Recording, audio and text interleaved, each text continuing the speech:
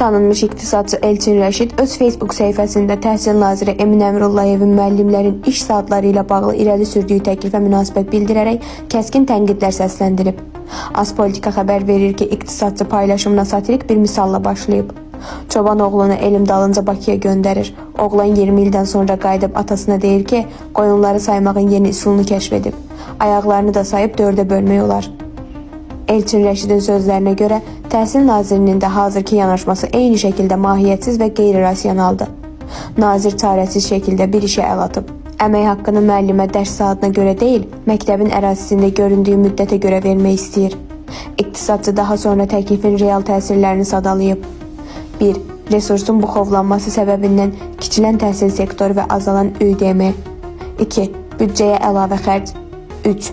Bu xərcin də görülən işə görə və verdiyi nəticəyə görə deyil, müəllimin keçirdiyi saata görə paylanması. 4. Təhsilə zərər.